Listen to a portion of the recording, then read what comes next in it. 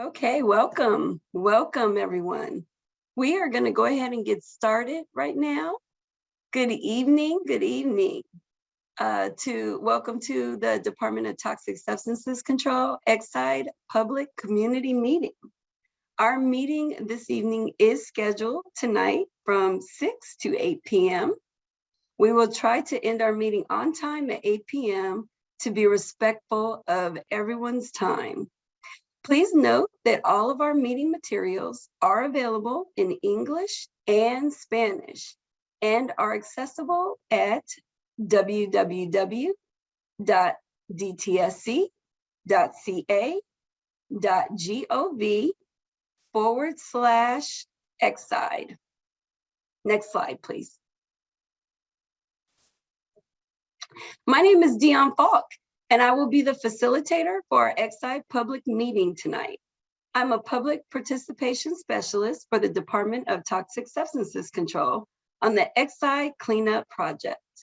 We want you to be aware that you should now be able to see our PowerPoint presentation on your screen for tonight's meeting. Next slide, please. Now I'd like to go over our meeting guidelines with you. We want you to be aware that by participating in this meeting, you understand that this meeting is being recorded and you may be muted for background noise. In addition, the chat feature will be on and used by DTSC for informational purposes. So please pay attention to the chat to receive important updates and information from DTSC. Also, for your convenience, we will leave the Zoom meeting open at the end to allow you an opportunity to retrieve and copy the information and updates posted in the chat during our meeting. In order to allow everyone an opportunity to participate, we ask that you please limit your comments and questions during the meeting so everyone here participating can be heard. Lastly, this Exide public meeting will focus on the residential cleanup and Exide facility closure.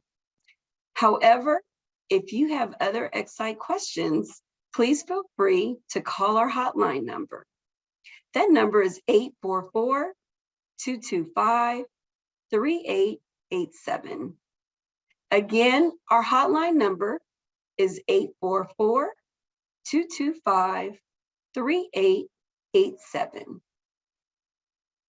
This public community meeting is being presented to you by the California Environmental Protection Agency, Department of Toxic Substances Control, also known as DTSC.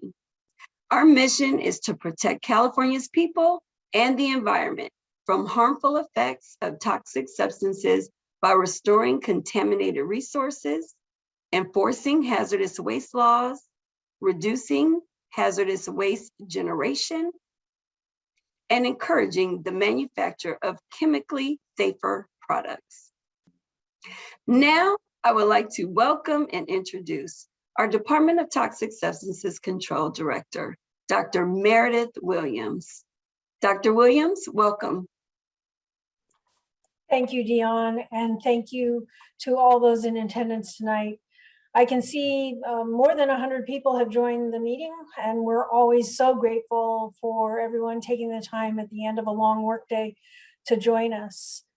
Throughout the discussion this evening, you will hear comments on our progress on cleanups, both at multifamily units and individual properties.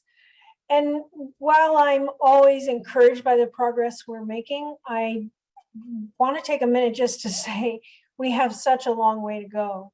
And we work hard to keep the progress moving at a steady clip, but we need everyone who's on this call, whether you're with an agency or whether you're in the community or whether you're working on the cleanup crews, to stay committed to this project, to stay committed in getting the lead and the other contaminants out of these properties, out of the soil, and to really addressing the problem. And when I say it takes all of us, it does, whether that's signing up to have your property sampled or cleaned up, or whether it's communicating with the community if you're with an agency. And I'm just calling on all of us to continue to work together. We've already shown what we can do, but we have, as I say, quite a long way to go. I'm looking forward to the discussion tonight. We always appreciate all of the input that we get. We welcome the opportunity to answer your questions, and we will be following up on issues that are raised, so that the next time we meet, we can circle back and tell you what we were able to do in response to some of the concerns that we hear this evening. I don't want to take up too much time because we always have a full agenda. I'm going to introduce Grant Cope, and then we have a special guest with us tonight. Our Deputy Director, Grant Cope, is going to offer a few comments. Great. Thank you very much, Director Williams. And thank you, everybody who is online tonight for this meeting. I just want to kind of echo something that you've heard lately, which is a tremendous amount of thanks to people across the community for helping us achieve the tremendous milestones that the project has achieved in cleaning up parcels across the communities. We couldn't have done it without you. Every day that you allow us to go onto your yard or take a call from us or reply to an email, it helps us get the job done. And that job very clearly is protecting people across the community by cleaning up lead contaminated soil. So it's just a real heartfelt thanks for your time tonight and for all of the help that you've given us these many months. We're gonna keep coming back to people in the community because there's more work to do. And we really appreciate you guys taking the time both to be here tonight and work with us in the future. So thank you very much. Thank you so much, Director Williams and Grant Cope. We appreciate you. Okay, we will now have our first two presentations that will focus on the Exide residential cleanup. We will receive general Exide project updates by Mr. Mehdi Batahar, Assistant Deputy Director with the Department of Toxic Substances Control. And our second presentation will be a residential cleanup update presented by Stephen Hariri, Project Manager, also with the Department of Toxic Substances Control. I'll now turn it over to Mehdi. Thank you, Dion, and good evening. Welcome to our first public meeting of the year, and thank you for making time to be with us tonight. My name is Mehdi Batahar, and I manage all aspects of the Exide project. I would like to start with a quick recap of our budget, history, and status for residential cleanups. I will then present some of the main milestones achieved to date. In 2016, Governor Brown approved legislation that directed $176.6 million for DTSC to one, sample all of the approximately 10,000 residential properties within a 1.7-mile radius around the former Exide facility. Two, clean up to 2,500 properties with the highest level of lead in soil and the greatest potential of exposure. And three, develop a job training program, which is known as DTSC Workforce for Environmental Restoration in Communities, commonly referred to as WORK program. In 2019, Governor Newsom added another $74.5 million through the Budget Act of 2019 for DTSC to clean up additional properties with the highest levels of lead in soil and the greatest potential for exposure. As a summary, a total of authorization prior to July 1st, 2021 was $251.1 million. As of February 11th, 2022, we have expended $247.9 million out of the $251.1, and there is a balance of about $3.2 million. This balance is reserved to cover for some unforeseen work that needs to be performed on certain properties. Next slide, please. As the slide shows, 95% of the funds have been assigned and or used for cleanups. That is 87% of these funds that have been assigned to remove the contaminated soil and restore the properties, and about 8% of the funds have been used for sampling. 4% of the funds have been assigned or used for project quality assurance, including the work program, communication, etc. And about 1% of the funds is for IT support. Next slide, please. In July 2nd, 2021, Governor Newsom approved legislation that directed $322.4 million for DTSC. Out of the $322.4 million, $31.4 million were used to complete cleanup of 3,200 properties by December of 2021. $46.2 million were encumbered in a cleanup contract to ensure continuous cleanup until July of 2022. That is a total of $77.6 million of used or encumbered funds to date. Concurrently, we have $187 million that are in the process of being contracted for cleanup of remaining properties with concentration exceeding 200 ppm. Sorry, 200 parts per million. That leaves us a balance of about $57.8 million. Next slide, please. Now, for the Parkway, if you have attended the last meeting on November 18th, 2021, not much has changed. As of February 11th, DTSC has expended $2.9 million on contract for sampling and conducting risk assessment. This includes about $70,000 on DTSC resources. The balance of $3.6 million, as you recall, was reverted to general fund to support statewide COVID-19 activities on June 30th, 2020. DTSC has secured funds for from the lead acid battery cleanup funds to finalize documents through the public process. Next slide, please.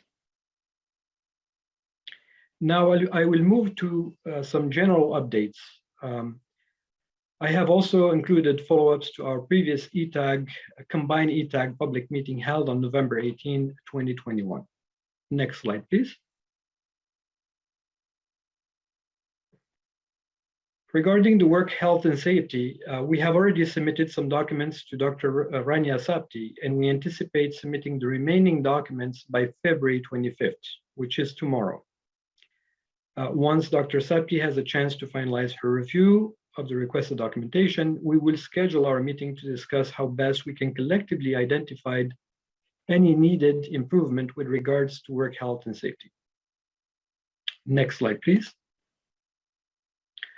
Regarding the former Exide legal action against selected owner, DTSC has published all relevant information in our website, and the link is provided on this slide. This action National Lead took in August 2021 is part of their misguided strategy to defend against the cost recovery lawsuit DTSC filed in December 2020 against National Lead and other parties responsible for the Exide plant's contamination. A trial on an initial component of that DTSC litigation will be held on April 19, 2022. As that date approaches, we will post additional information on the Exide litigation website mentioned on this webpage, or this slide, sorry.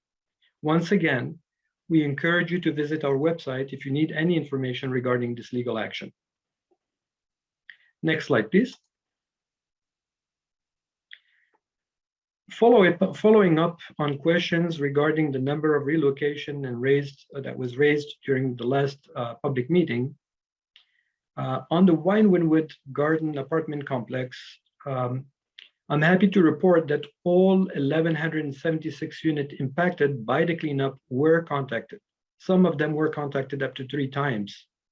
Out of these 1,176, 37 units requested relocations and were properly relocated. Temporarily relocated. As for Estrada Courts, out of the 409 units that were impacted by the cleanup, all of them were contacted again, some of them 3 times. We had 15 units that requested relocation and were successfully relocated. Next slide, please. In the past, properties with the highest level of lead in soil and the greatest potential of exposure were placed in the cleanup schedule first. Unfortunately, those properties were dispersed all over the PIA, and so were our crews. As of December 31st, 2021, we have cleaned up all available properties with access agreement and exceeding 300 parts per million. Moving forward, we would be cleaning up properties on a street-by-street basis, and to avoid impacting parking, we will mobilize one crew that will stay on a designated street and clean up all qualified home with access agreement on that specific street. By doing so, we're also hoping that some reluctant homeowners may be convinced to enroll once they see their neighbor property being cleaned up. Next slide, please. Finally, to the main question of the day, where are we with our cleanup today? Next slide, please.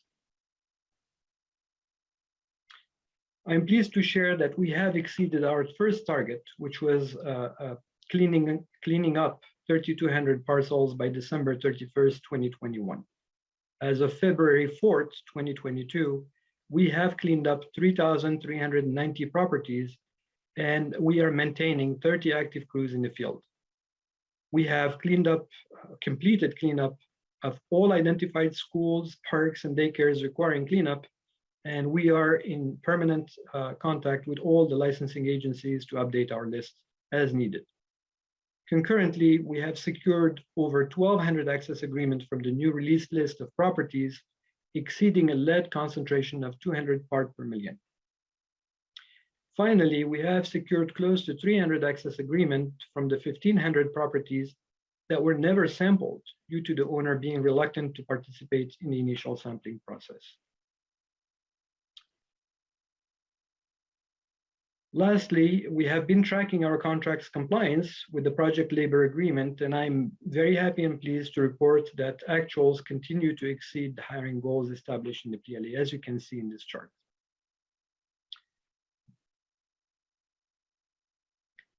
As always, I would like to thank all the residents that signed up for the cleanup and welcome us in their homes.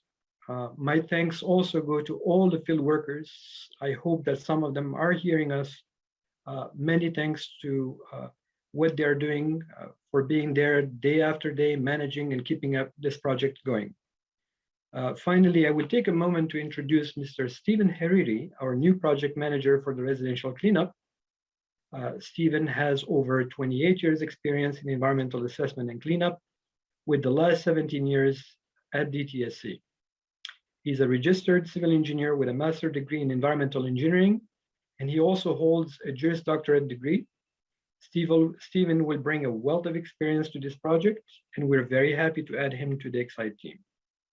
And now, without any delay, I'll pass it on to Stephen, who will present the detail for the residential cleanup. Thank you.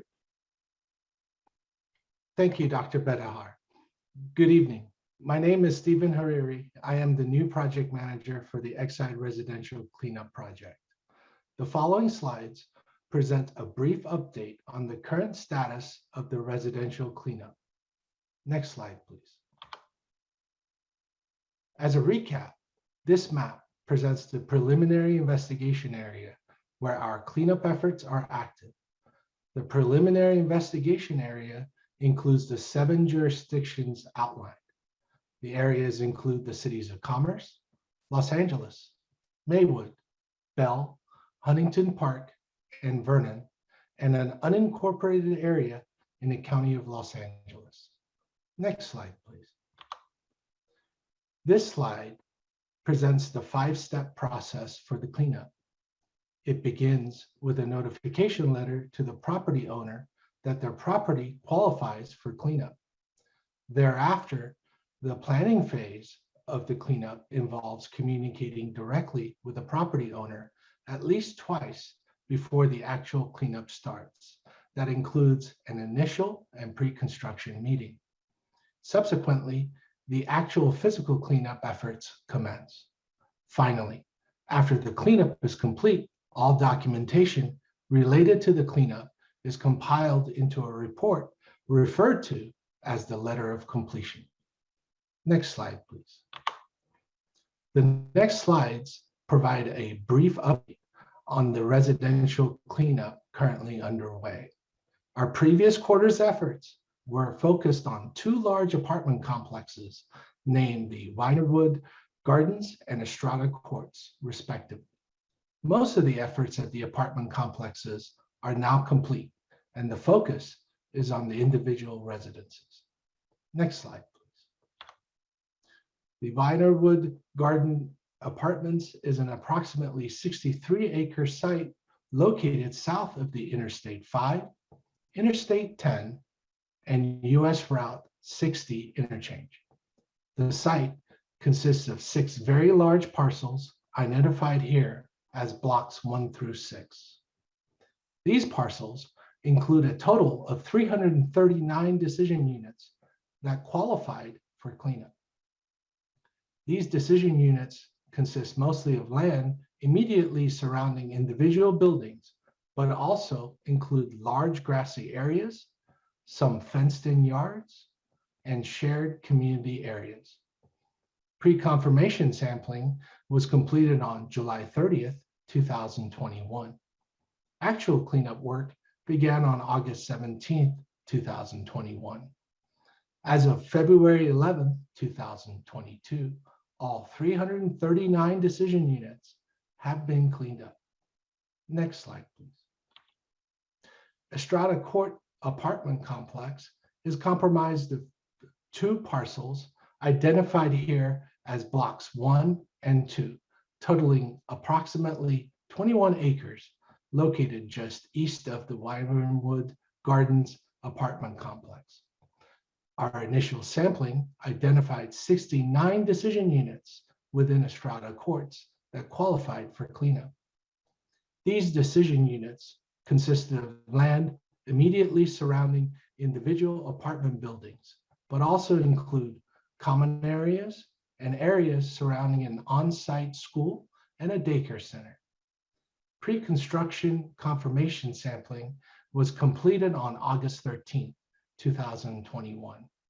Actual cleanup work began on October 5th, 2021. As of February 11th, 2022, 56 decision units have been cleaned up. Backfill and restoration continues on 13 decision units.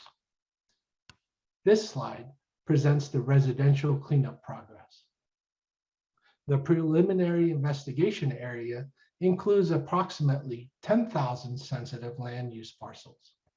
These parcels are comprised of single and multifamily residential properties, schools, parks, daycares, and childcare facilities. In cases such as the Vinerwood Gardens and Estrada Courts apartment complexes, parcels have been subdivided into individual decision units.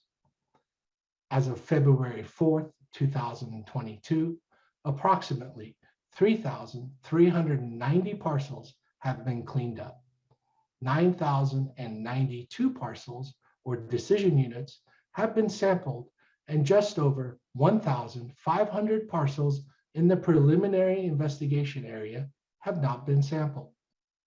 DTSC typically reaches out to a property owner about 7 times.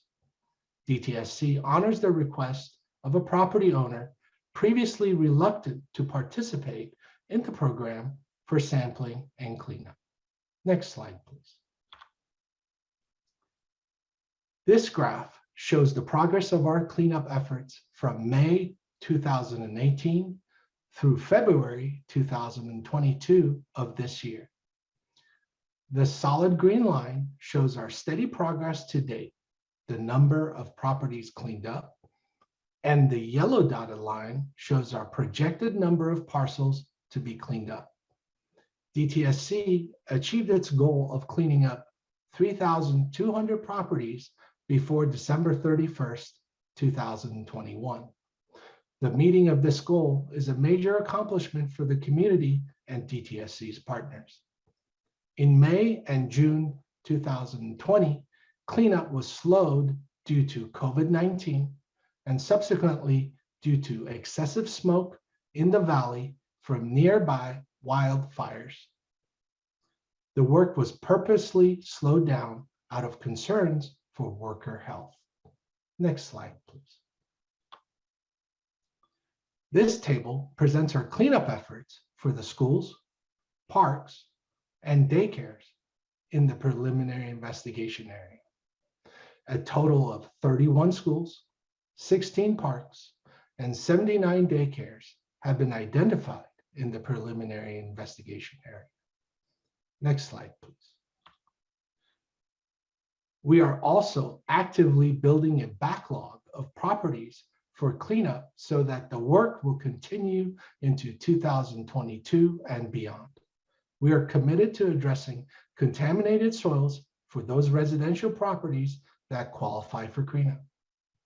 Recently, we have sent notifications to 2,089 property owners with lead concentrations over 200 parts per million to notify them that their properties qualify for cleanup. As a result, we have received 1,253 access agreements. Also, our desire is to sample all the properties in the preliminary investigation area. Currently, approximately 1,500 properties lack initial sampling results. As of February 4th, 2022, we have been able to secure 275 access agreements, out of which 43 have been sampled. Next slide, please. If you would like more information, please contact our public participation specialist, Ms. Dion Falk, or myself at the addresses and phone numbers shown. Additional information on the residential cleanup project is available on our website at dtsc.ca.gov. Thank you, and this concludes my presentation. Thank you so much. We appreciate your presentations, Mehdi and Stephen. Okay, at this time, we would like to invite our public members to ask questions and make comments. I want to inform you that there's 4 ways that you can participate this evening in the question and comment period. If you are participating on Zoom, you can use the raise hand feature at the bottom of your screen. You will be invited to unmute your audio when it's your turn to speak. If you dialed into the Zoom audio, you can press *9 to join the phone queue.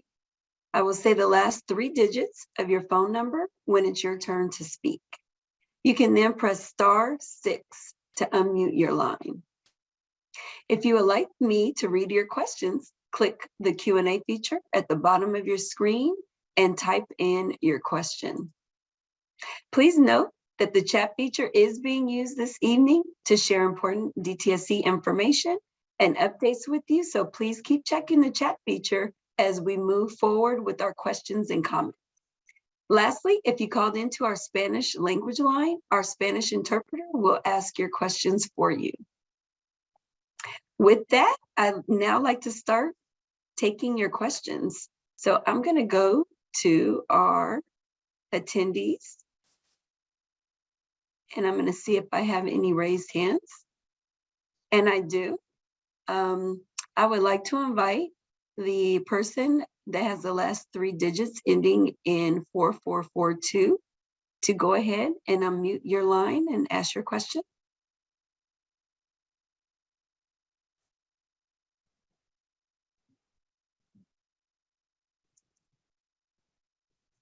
Four, 442.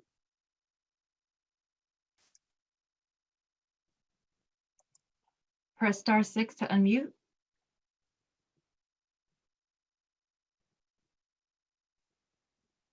Okay. Okay, we'll come back to you. Oh, let's see. I think we have some movement. Are you there? Yes. Oh, there you are. Hi, how are you? Hi, this is Marta Jimenez. I'm a member of the Eastside Community Advisory Council. Yes. And the question that I have is what kind of strategy outreach are you, DTSC, using to ensure that all the people that are affected in their properties with lead are really outreached so that they can take advantage of the process of cleaning up? And also, I want to know if we can be informed where you guys deposit whatever is found, or were you injected back into another location that does not create more pollution to the environment and the people nearby? Great, thank you so much. Great questions. Can I get your name one more time? Yes, Marta Jimenez. Martha, thank you so much. I'm going to invite Oh. Medi back to answer your question. I know you had two, Martha. And so, Yes, Medi, but I'm sorry. I want to know when they're going to reach out to City Terrace area in the unincorporated area of Los Angeles County as well, because I did not hear that area. Okay, thank you, Marta. Thank you so much. For the Thank outreach, you. I can tell you that there is currently an extensive campaign of outreach. As Stephen has shared with all of us here tonight, we have secured over 1,300 access agreement, and it's still ongoing. And this is done mainly through mail notification. We have sent several notifications to all the qualified properties, but we have also crews that are walking and knocking at doors now that the COVID is. I don't mean to say that it's gone, because it's not, but we have a better environment now to start knocking at doors, and people are more comfortable now answering their doors from a safe distance. But we're having more success. We are going to see the 30 crews, continuous cleanup with the 30 crews. That's not going to change. And right now we are cleaning up at a rate, give or take, of about 80 properties a month. So as soon as we get the access agreement, usually it takes about 2 months, we reach out to each one of the people who signed. If you feel that you haven't been contacted, please let us know, and we will call you and schedule your property. The second question was regarding disposal. According to the work plan that we have, the master work plan that was approved publicly early on in this project, we have the disposal, the soil that's being excavated is being disposed of at 2 locations, depending on the type of soils. For the non-hazardous soil, there is a local landfill. Not by local, I mean few miles from the site. And the second landfill is in Arizona. That's for the California hazardous soil. So we are not putting it back in any neighborhood, I can reassure you, but this is properly disposed at a licensed facility. And are you guys doing a manifesto for every single piece of lead that you guys pick up from the properties? And are you recording all those issues with the manifesto that could be traced to ensure that the location where they were disposed is correct? Absolutely. Every property will have its own reports. So at the conclusion of the work that's done on the property, there will be a closure document that will be handed to the property owner if they request it. And that will actually summarize all the activity that took place, including the sampling reports that are included. thank you so much, Marta. We appreciate you and we appreciate your questions. We want to make sure everyone has an opportunity to ask questions. So I'm going to go ahead and move on to the next caller. Okay, if you don't mind. Thank you so much, Marta. Okay, I'm going to go to Manuel Garcia. Manuel, can you go ahead and unmute?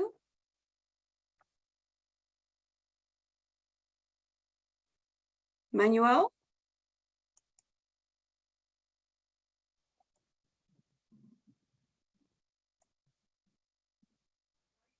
Okay, it barely popped up. Wasn't giving me the option of unmuting. Now I got it. Okay, Yes. okay. So my question, I did ask it in the question and answer form, and I don't know if I didn't understand the response or maybe I didn't clarify. A while back, I want to say I heard that either the governor was forgiving or they were filing for bankruptcy or in some contents like that where Exide was no longer going to foot the bill for cleanup. Now, is that still true? And is it coming out of public funds, sort of our taxes in the state? Right. Thank you so much. Yes, I do remember that question did come up the last meeting. I am going to ask Mehdi if he would come forward and respond. Thank you, Manuel. As you saw in my very early in my presentation, we are funded. We are currently funded to complete about 2,100 properties between 200 parts per million, 300 parts per million. So we have received the fund to clean these properties. This is done at no cost to the owner.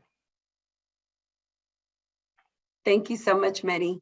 And so now I want to Hold on, my apologies. Maybe Grant wanted to add something. Oh, sure. Yeah. Just the second part, Manuel. Thank you very much for asking the question.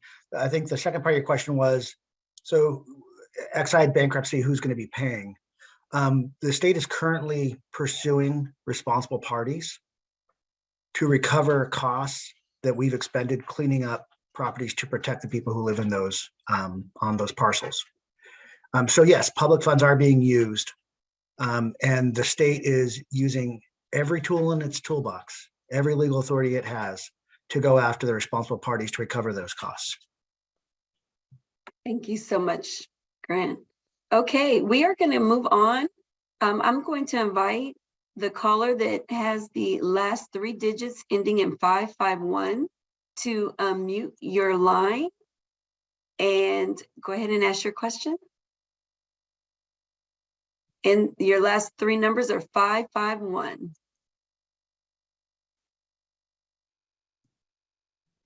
You can press *6 to unmute. Yes, thank you.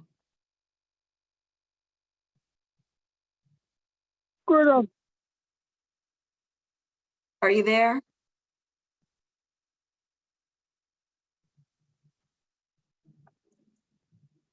Okay. I think we might need to come back to you, maybe having a little difficulty. What I will do is I will move over to Yvonne Martinez. I'm going to allow you to go ahead and ask your question. Hello, can you hear me? Yes, I hear you, Yvonne. Go right ahead. Hi, yeah, I just wanted to ask the question, when will areas outside the I think it's a 1.7 mile preliminary area investigation, when will those properties be added to the list of those that are going to be cleaned up? That would include City Terrace, I believe. Thank you so much, Yvonne, for your question. I appreciate it. Mehdi, would you like to answer that question for us? Yeah, thank you, Yvonne. Well, currently, with the funding we have, we are committed to clean anything within the PIA, within that 1.7 miles. And right now, as I shared with you earlier, there is about 2,100 properties that fit that range that has to be cleaned up. And the work, if you go to our website, we are planning to do that by, I think, March 2025. So that is our commitment. I don't know if Grant, if you wanted to add anything on top of it. No, I think that's right. We've got funds to clean up within the 1.7 mile radius. I would just mention that the 1.7 mile radius was basically created out of an analysis that included sampling 4 to 4.5 miles away from the facility. So we have already sampled outside of that 1.7 mile radius. The PIA is what we are currently authorized under state law to clean up. And we are, as Mehdi said, we are doing that as much as humanly possible, given the resources that we have been provided. Thank you so much, Grant. I appreciate you. Okay, we are going to go to Rafael Yanez.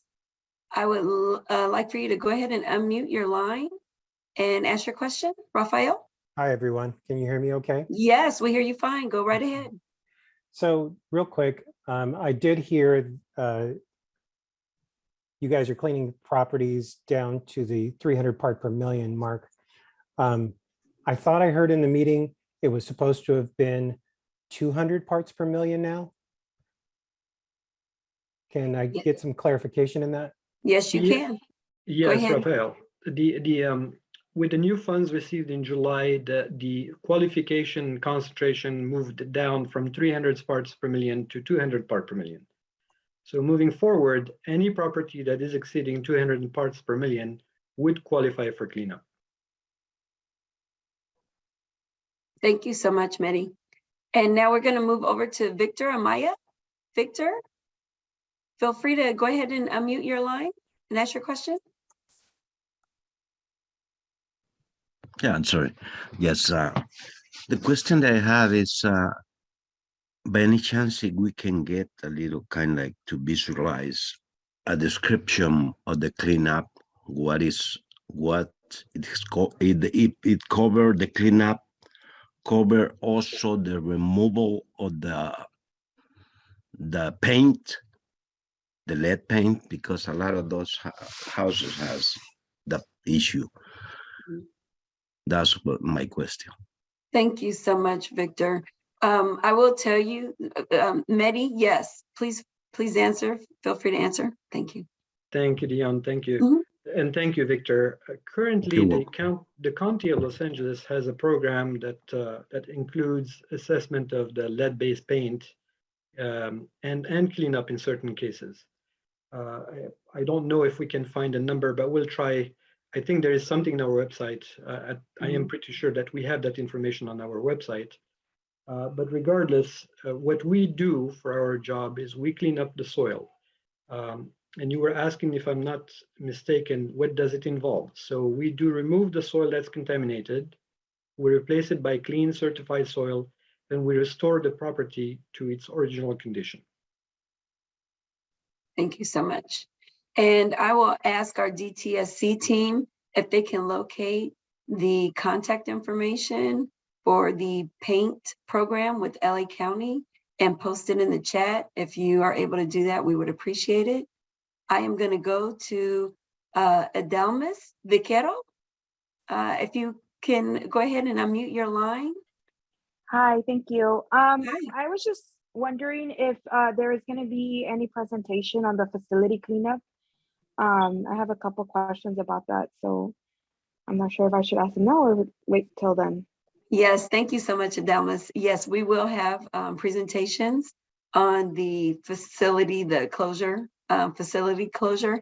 That will happen right after we finish this portion of Q&A. So if you want to go ahead and wait till after those presentations, that might be a better time to ask that question. Okay? Thank you. Thanks. You're welcome. Okay, I am going to ask Ryan to go ahead and unmute yourself, Ryan, and ask your question. Oh, hi. Yes. What has been done to ensure contractor accountability and responsibility as to the cleanup sites? When I was at the Wyvernwood cleanup site, I noticed that they had allowed dirt to contaminate the parking lot due to a water line that broke.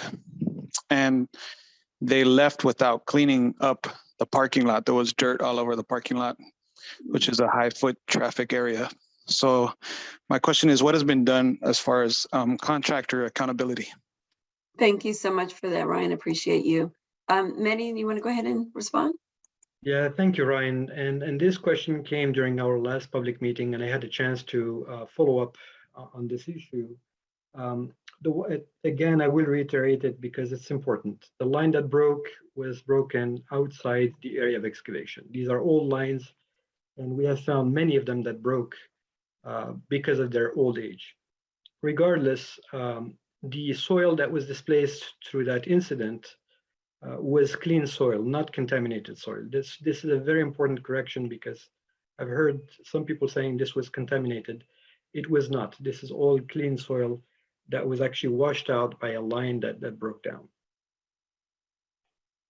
Thank you so much for that, Mehdi. I'm going to go ahead and take one more question from our raised hand feature, and then I'm going to move over to some of our other options to ask questions. And our last question from this one right now is Sonia. Hi, Sonia. Can you go ahead and unmute your line and ask your question? Sonia? Okay. Hello? Oh, yes, we hear you, Sonia. Go right ahead. Thanks for taking my call. I You're have a welcome. question regarding the lead and its impact to the community as far as people taking statistics on any kind of deaths or illnesses related to the chemicals. I, for one, grew up in the area, and I'm just interested in what kind of things that people are experiencing after years of exposure. Okay, I would like to ask Medi or Grant or someone if they want to go ahead and respond to that question. I can attempt to answer that question, and I will ask maybe Grant to jump in after that if he has anything to add. Sonia, thank you so much. I think what you're asking falls within what the health department does. So all information regarding the impact on health is information that can be requested with the health department, whether it's the County of LA or State Department. They will give you more information. Grant? Thank you. Yeah, Sonia, it's a great question. It's a question that frequently comes up too. There is no study that I know of currently. There have been studies that were done.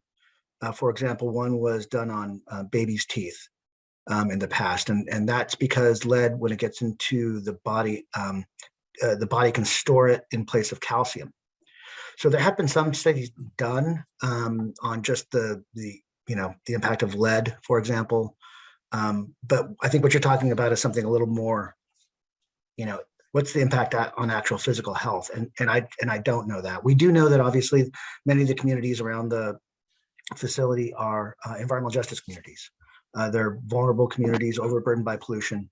And that's one of the reasons why the administration has made such a significant investment in not waiting for studies to be done or not waiting for even litigation to be filed. They've invested hundreds of millions of dollars to get the community cleaned up as quickly as possible. And that's what we're doing.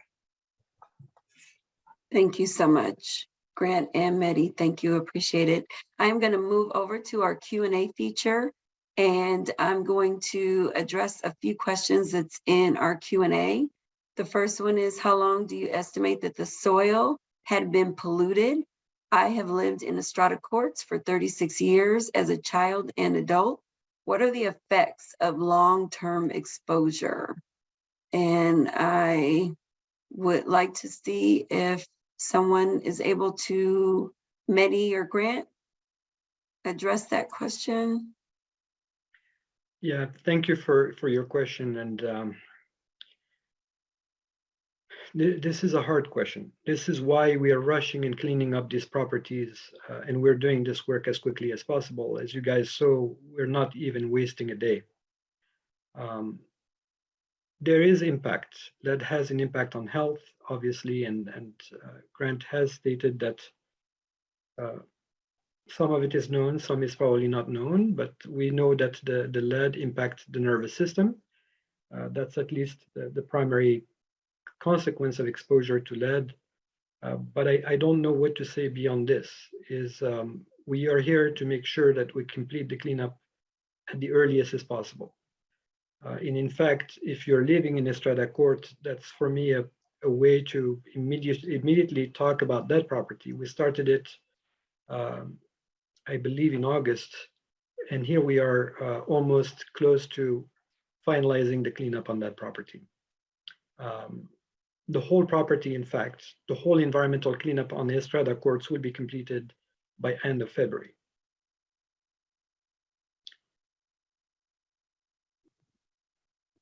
Thank you so much, Betty. And we have one other question here, specifically related to cleanup. And the question is, there's a 6-unit building on Calais Everett and Maywood where excavation has begun and the tenants were not informed by the property owner. The machines were brought to the property on Monday and excavations began on Wednesday. Tenants are concerned about polluted dust and nuisance from machines. How do you make sure that the owner lets the tenants know at least 24 hours in advance? So I would want to respond, and Medi, you can join in, that we do post notices on the properties before the work begins, and the notices stay on site. So any neighbors that happen to walk by will see notices on the property to notify residents on the street that cleanup it will occur and is occurring. And I want to go ahead and ask Medi or Grant also, see if there's anything that you would like to add. I'll add one point on the management of dust. This work overall, whether we are on a big complex like Wynwood Wood and Estrada Courts, or even in a small property, is very much monitored by AQMD. In fact, we have applied what's called Rule 1466, which adds actually certain requirements on a job. Currently, we have air monitors installed at the doors of the property, upwind, downwind.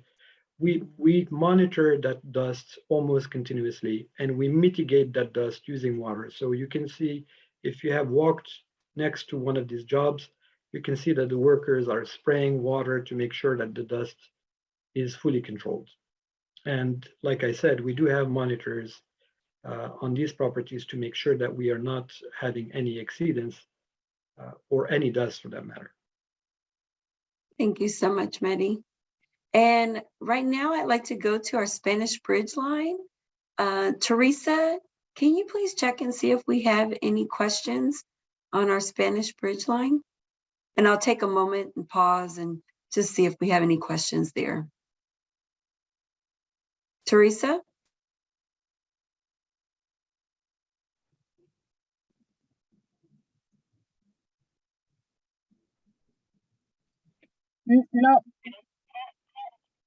No questions on the Spanish line. Sorry, it's a little delay.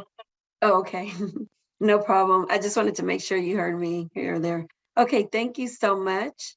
And so with that, I think that we are good on our questions. I see one more question, and okay, I think that that did not work out. I think we are able to move forward with our next set of presentations. So with that, I want to now go to our next set on the Exide closure facility presentations. First up is Amanda Cruz, Project Manager with the United States Environmental Protection Agency, also known as US EPA. After Amanda's presentation, we will move to Roberto Puga with the Vernon Environmental Response Trust, also known as VERT. And lastly, we will hear from Jason Espel, Deputy Executive Officer with South Coast Air Quality Management District. I will start off with Amanda. Amanda, please go ahead. Good evening. Thank you for being here tonight. I am Amanda Cruz with the United States Environmental Protection Agency, and I am the project manager on the facility work that is being done by the trust. Next slide, please. Before I get into the facility presentation, I would just like to take a moment to discuss with the community some work that EPA is doing nationally. EPA has released the draft strategy to reduce lead exposures and disparities in communities. And we are currently seeking input, especially for communities like yours. We welcome any input that can be provided to help strengthen the strategy that EPA is creating nationally. You can find more information and provide input on the website that will be posted in the chat. And it is also available on the EPA's Exide website, which the link to that is in my presentation, or just a Google search. Next slide, please. Now onto the facility specific information. As you can see, we are nearing the tail end of the truss deconstruction and decontamination work efforts. Based on the current schedule, the truss major actions are expected to be complete by the end of April. At that point, the trust will remain the lead as the property owner. It is important to note that the facility will have the continuation of site controls at all times. Next slide. EPA has been maintaining a website with updates every Tuesday. You can find the website on this slide. While the trust deconstruction and decontamination work is ongoing, we will continue these regular Tuesday updates. As you can see in this little tiny snippet here, we do have the lead listening sessions up in the upper corner. So that is that national strategy I mentioned briefly in the beginning. Starting in April, the website updates will be limited to the trust-related actions as the property owner. It has been an honor to present to the community, and up next is Roberto.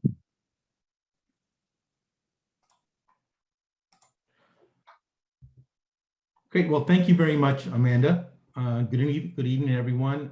Thank you for participating in our meeting today. My name is Roberto Puga, and I represent the Vernon Environmental Response Trust, or VERT. I'm going to summarize the cleanup progress that we have made over the last few months at the former Exide facility in Vernon, California. Next slide, please.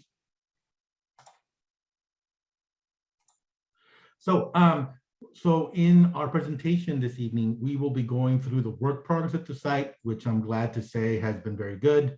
And we'll also review our ambient air monitoring results, which I'm also very glad to say have been very good. And lastly, I will summarize the remaining work that the VERT has in its scope, which, as Amanda just mentioned, is winding down.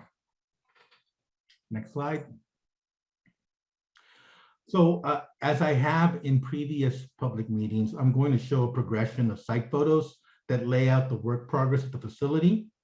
In this photo from March 2021, we see what we call an FEU, or a full enclosure unit, around segment 2, which was the lead smelter building at the property. In March, we had completed the decontamination and deconstruction of the smelter and the smelter building, and we're moving towards the dismantlement of the FEU. In the picture, you see numbers 1, 2, and 3. 1 was the former location of the receiving building and recycling building that Exide used before Exide went bankrupt and ceased their operations. They were able to decontaminate and deconstruct that structure. And then we took over the decontamination and deconstruction of segment 2, which is the smelter building. And now we are completing segment 3, which is the building in the middle, and that is the building that housed the bag houses. The bag houses were those units that were used to provide air control and dust control at the facility.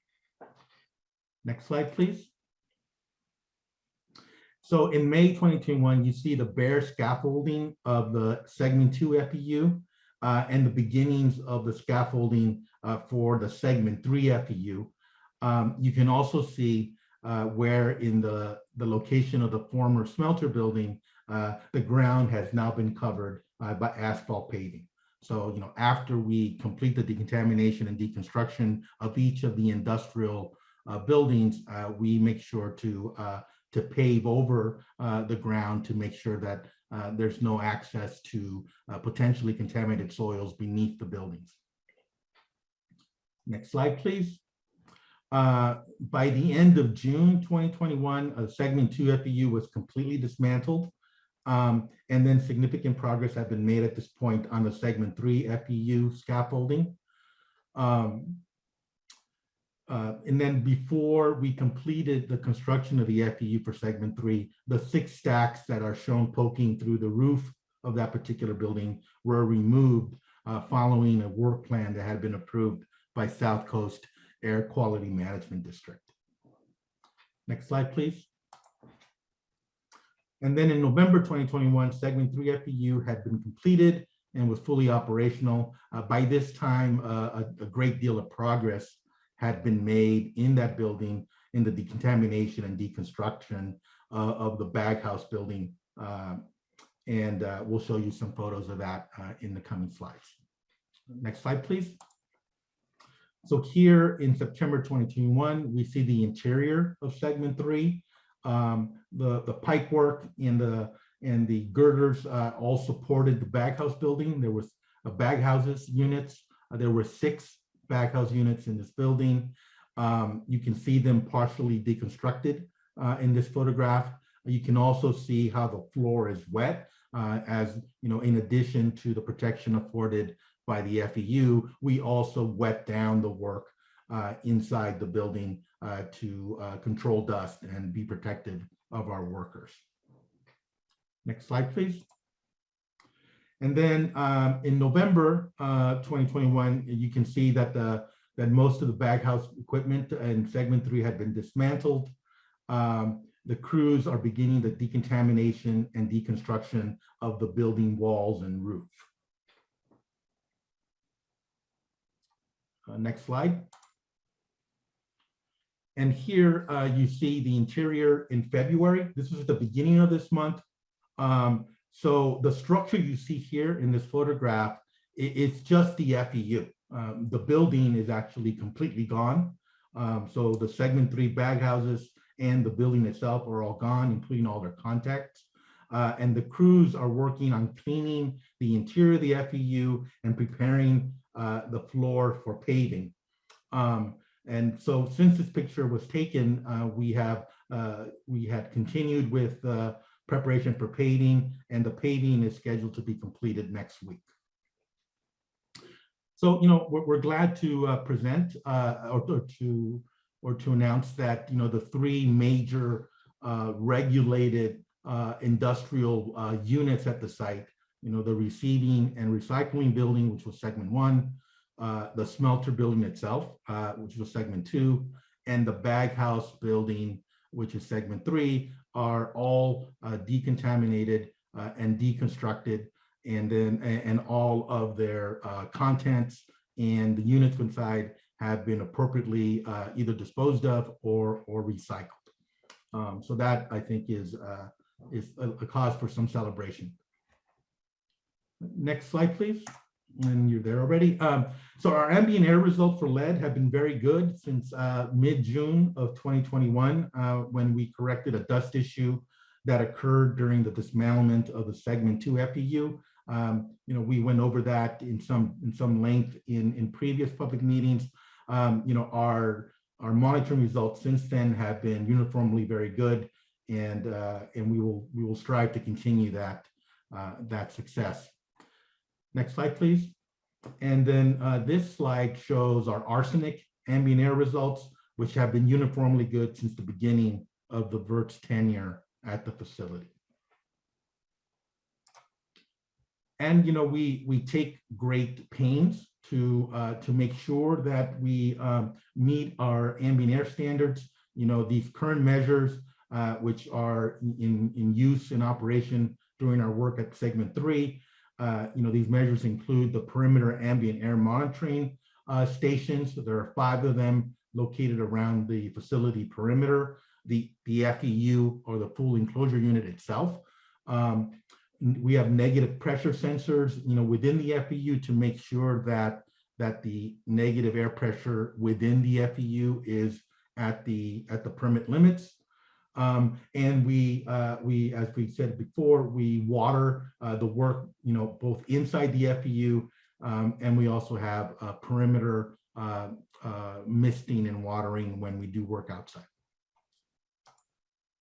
You know, having learned, you know, we took the opportunity from our experience in last June with the dust issues to come up with enhanced mitigation measures while we're dismantling the FEU.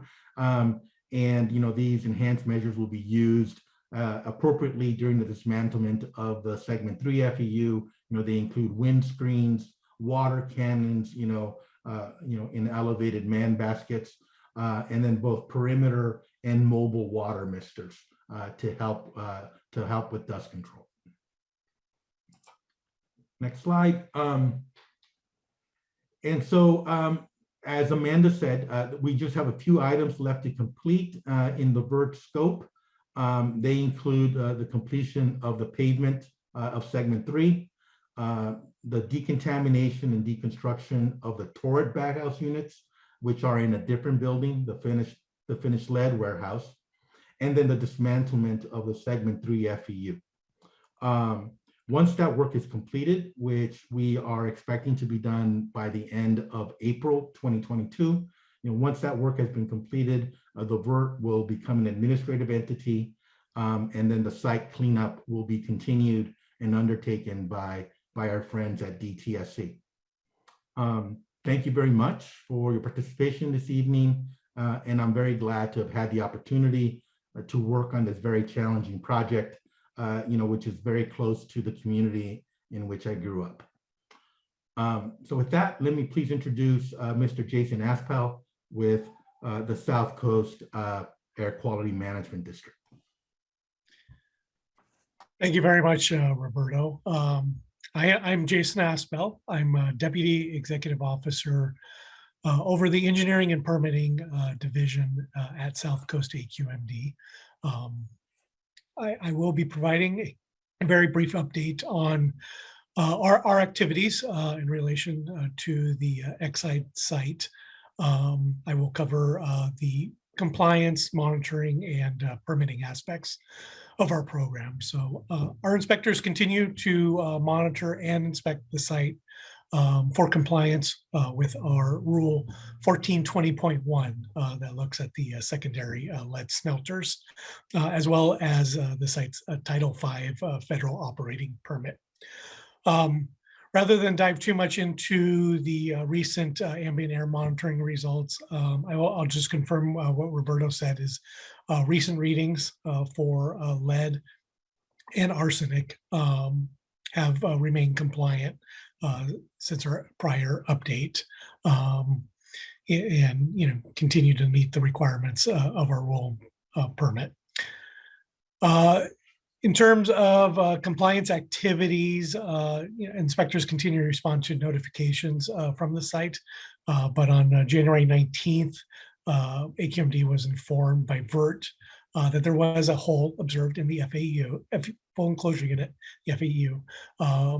The hole was immediately repaired with materials that are maintained on site, and inspectors confirmed that negative pressure levels were maintained within permit limits, and there was no elevated ambient monitoring results detected during this incident.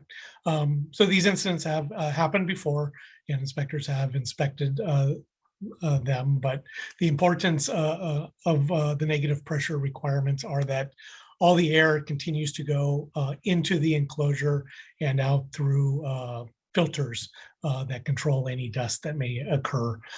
So that was verified by our inspectors for that incident. Also on February 4th, VERT did submit a breakdown notification to South Coast AQMD that there appeared to be a power outage. Our inspectors did respond to this, and the investigation is still ongoing into that incident.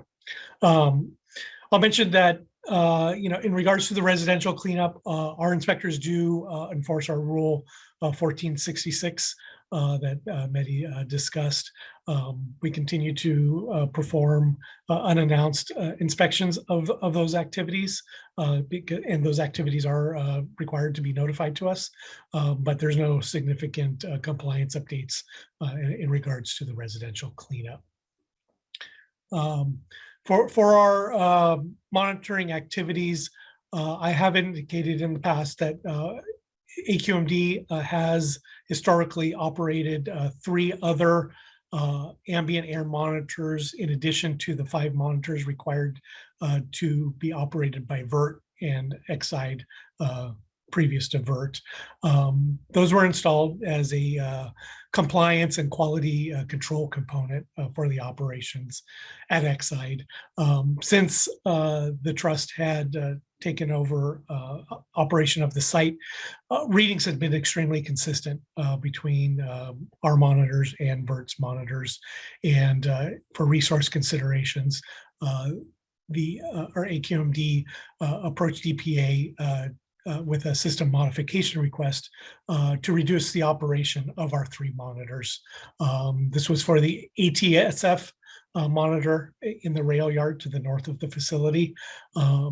That request was approved by EPA, and that monitor is still in place, but it's on standby as of December 31st last year.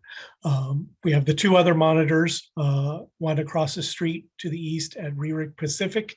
That has been reduced from daily monitoring to monitoring every 6 days.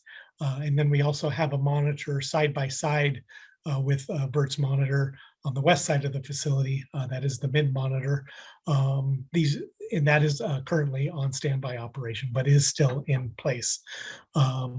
So EPA has been fully notified of this change, and the strategy will be, if there is any incidents at the site or in response to upcoming work that may be done outside the enclosure or any other activities or outside the norm, AQMD can ramp up operation of those monitors almost immediately. And again, this does not affect the continued operation of the 5 monitors required to be operated by VERT under our role and their Title V permit. On the permitting side of our operations, we received 22 applications for negative air machines and vacuums to help control dust at the facility. Negative air machines are, as they say, create negative pressure to, again, contain dust inside enclosures, and they contain a filter to help control that dust. Those applications are with the contractor, American Integrated Services. And then AQMD also received permit applications for a modification of the compliance plan in the Title V permit for a proposed procedure to remove the turret stacks, and that evaluation is in progress. Just for clarity, the turret stacks are the 2 remaining exhaust stacks at the facility that provide negative pressure to the enclosure, and those contain filters.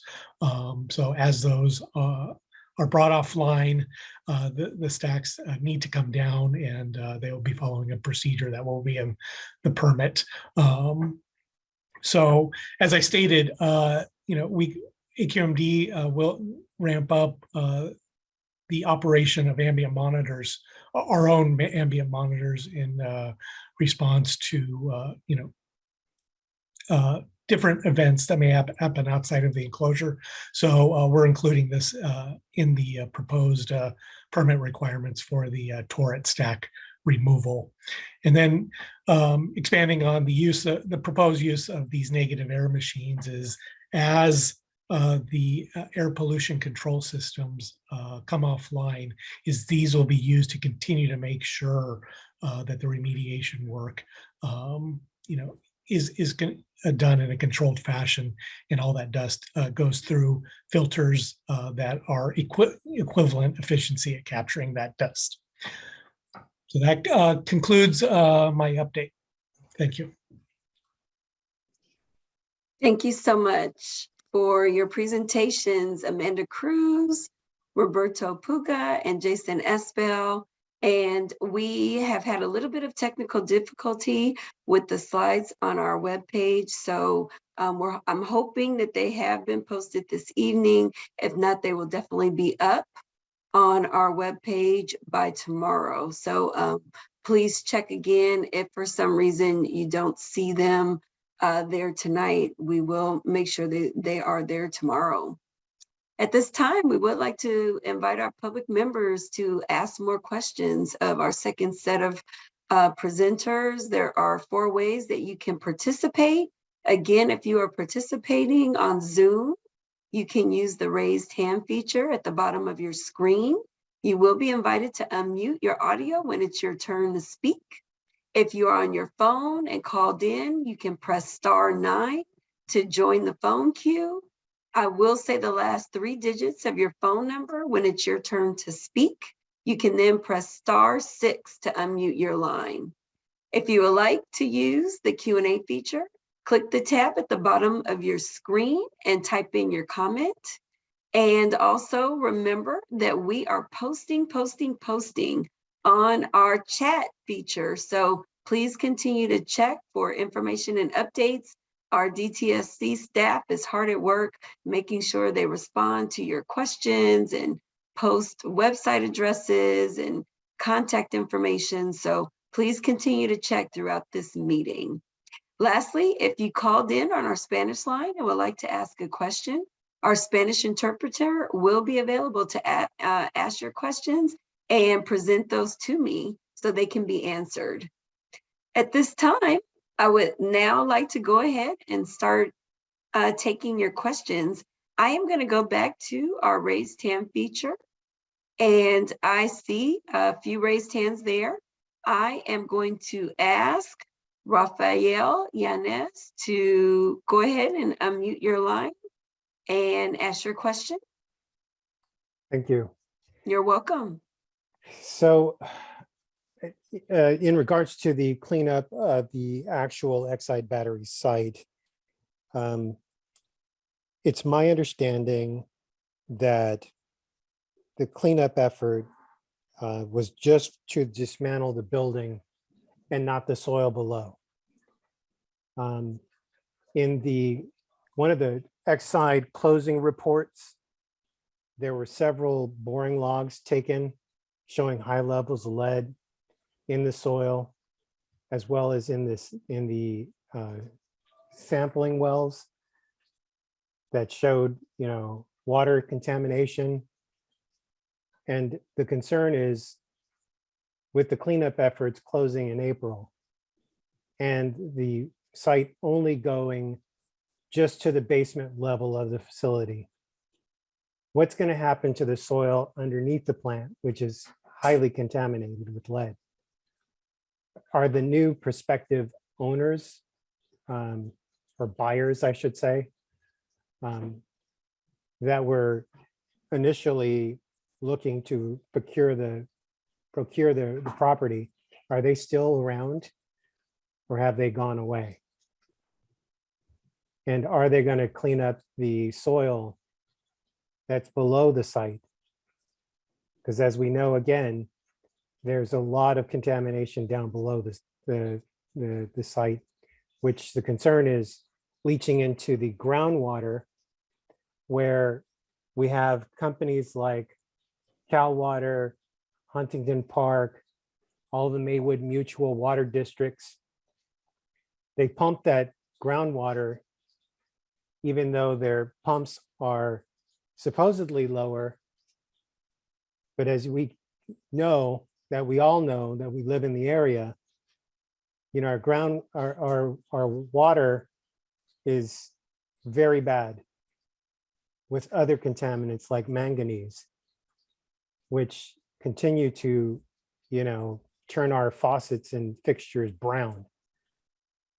So if you guys could address the ground contamination as well as the lead leaching into the groundwater and the samples that were taken from and published regarding the water quality of the wells, that would be great. Thank you. Thank you so much, Rafael. I would like to see if I could have one of our presenters maybe might want to address the questions. If I may, very quickly, thank you, Rafael. Thank you. And I am not sure, maybe I've addressed this in the past. If I didn't, my apologies, Rafael, because I thought that we had already answered that question during one of our coordination calls, government coordination calls. But as of July 1st of 2021, we have received about $132 million to help us clean the facility. As presented by both US EPA and VERT, DTSC will take over the cleanup of the facility. Right now, I don't want to leave you with the impression that we are walking away and leaving this property untouched. That's not going to be the case. We are estimating that around April 1st, DTSC will have a contractor to take over responsibility for managing the site, including site security, air monitoring, water management, and also conducting certain activities, deconstruction activities, until we have finalized our public solicitation that will select a general contractor to continue the work. In a nutshell, the work that will come after is definitely finalizing the closure activities, finalize all the work related to the closure activities, and thereafter the corrective action. During the corrective action, we're going to select a remedy. But before we do that, there's a little bit more investigation that we need to do.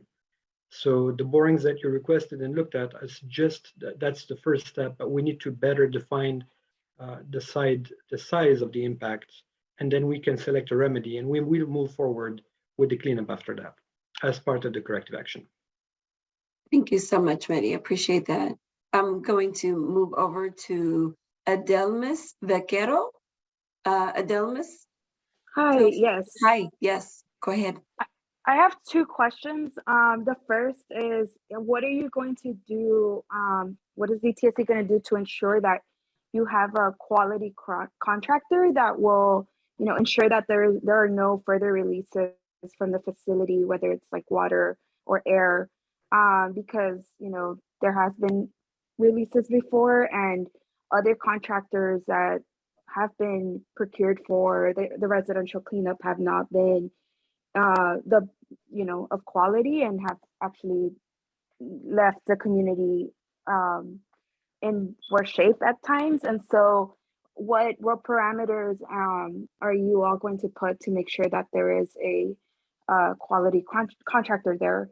And then my second question is, so I know that DTSC has authority under a health and safety code to make sure to put land use restrictions on the site to prevent, other future uses. And so is DTSC going to use their legal authority to place these restrictions, and are they going to, make sure that no other future polluter comes into this facility or into the site again? Because we don't want another Exide again. So those are two of my questions. Thank you so much. I appreciate your question. So, two of them. And I would like to ask Mehdi, the first question was addressing, she wanted to address the quality of the contractor. And then the second question as well. Did you catch the second question, or would you like for me to ask her again? It's a land restriction. Okay, got it. Okay, go ahead. So for the first part, these are all good questions. Again, I kind of alluded to the fact that we are going to proceed with the public solicitation to select a contractor. And this process will be fully transparent. You will see in our webpage all the steps that we will be taking, including the schedule. So we're working on that. We want the best contractor, obviously. We want the best contractor. This is not just a surplus site. This is a RCRA site. It's highly regulated. And we want to make sure that the contractor understands the regulations. And we are also going to continue working with our sister agencies, including AQMD, because it's a RCRA site. So only qualified contractor can step in and take a job this size.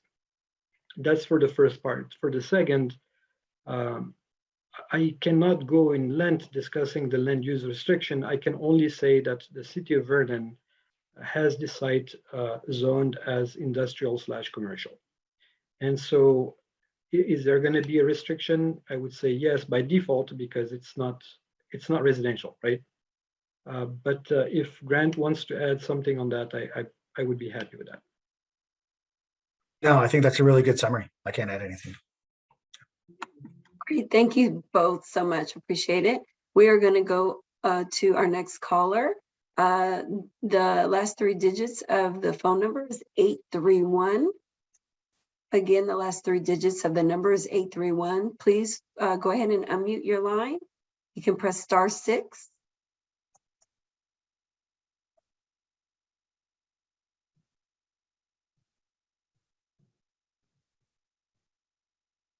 Last three digits is 831.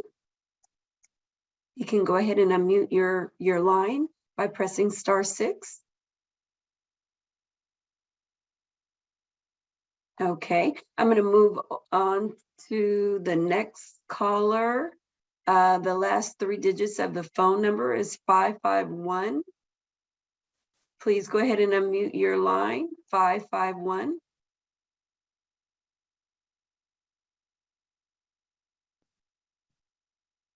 Good evening, ma'am.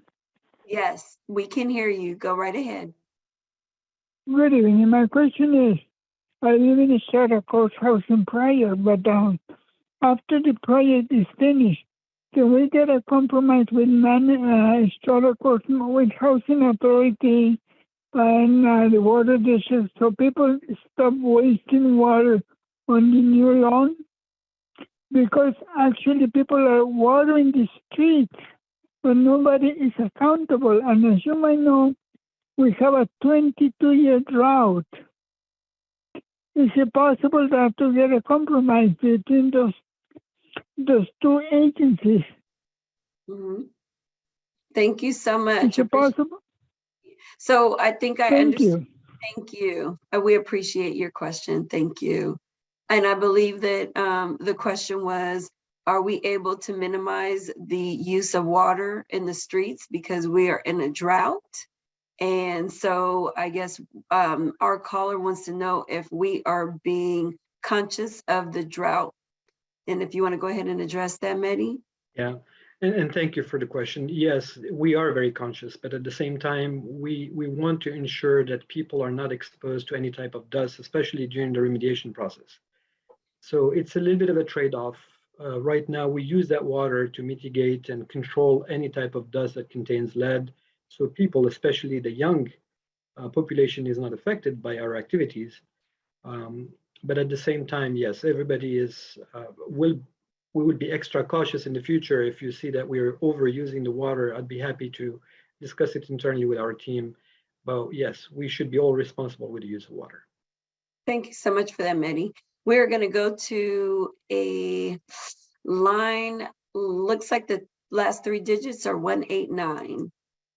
189, you can, are you there? Hello, can you hear me? Yes, we hear you fine. Go right ahead. Oh, great. I'm not sure if this is the right form for this question, but I'm trying to get information, and I also just logged in not too long ago. I wasn't able to get there till now, but I'm trying to get some information on the the lawsuit that's pending, or that was initiated a few months ago as a third-party lawsuit towards the corporations, the LLCs in the area, by one of the companies that was being sued for the portion of the cleanup. In turn, initiated a third-party lawsuit against the LLCs in the area. The last I heard about it was that it was stayed. And if this isn't the location, if there would be any suggestions on where I could get up-to-date information on that without having to contact their attorneys. Right. Thank you so much. We appreciate your question. Mehdi is going to go ahead and respond to your question. Thank you so much. Thank you. Thank you so much. And I think what we could do is put in the chat the link for our website. I am not going to comment on any ongoing litigation at this point, but we have actually updated our website to make sure that those affected by that action, legal action, can find enough information on our website. So if we can put it on the chat, I would encourage you to go visit our website. And if you have any question, there is a hotline you can contact. Thank you so much, Mehdi. And then we're going to get to 2 more calls, and then we're going to switch gears and we're going to move over to our Q&A. The last 3 digits ends in 442. Please go ahead and unmute your line. Last 3 digits end in 442. Hello, this is Marta Jimenez. I have questions. Hi, Marta. Why should we, yes, hi, why should we trust DTSC to take over the entire left cleaning up efforts of the dismantling of Exide when initially DTSC allowed for Exide to operate with any permits for decades. Who is going to be overseeing DTSC? And how is the immediate adjacent target population near the Exide being protected from any lead and other chemicals that are fugal emissions from the cleaning area? What are you doing to ensure that the people are aware? And lastly, how are we members of the Exide Advisory Council going to be taken into account when it comes to choosing the group, the entity that will take over to work along with the DTSC to do the final cleanup efforts? Mhm. Thank you, That you Martha. will be contracting. You're welcome. Okay, thanks. Okay. And Grant and probably Medi, maybe you guys might want to both join in on that one. Grant, Okay. Grant, You did have you the want to take question? this one?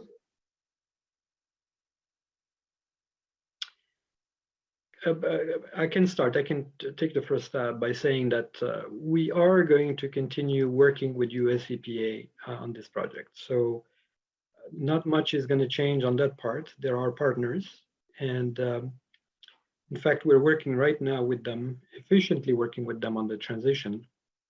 But moving forward, remember that I mentioned early on that this is a RCRA job. It's highly regulated. And you have some other agencies like AQMD that is still going to be involved and monitoring the air quality and making sure that we're in compliance with all the rules. So this is not going to change on that sense. We have multiple agencies working on this facility.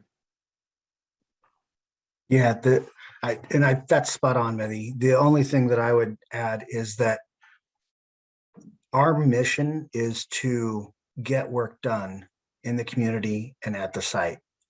We've cleaned up over 3,000 properties in the residential area, and we're aiming to clean up thousands more. That is our mission there. We will take the same focus, the same commitment to our work at the facility.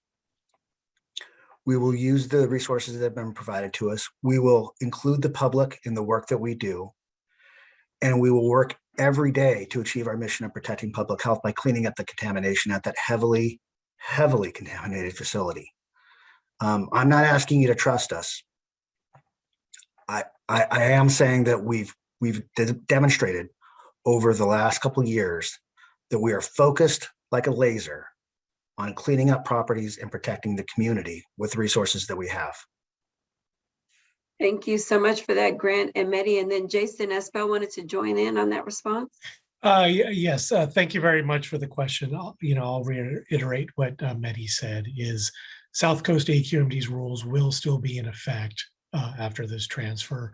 As yet to be determined, who the permit will be transferred to. We'll have those discussions with DTSC, could potentially be the contractor, but all the same requirements will be in place. Air monitoring will be required to be done until this cleanup is complete. And there's required to be a compliance plan that whoever is doing the work has to follow. So I just want to say, from a regulatory standpoint, South Coast AQMD will still be present. Thank you so much. Appreciate that.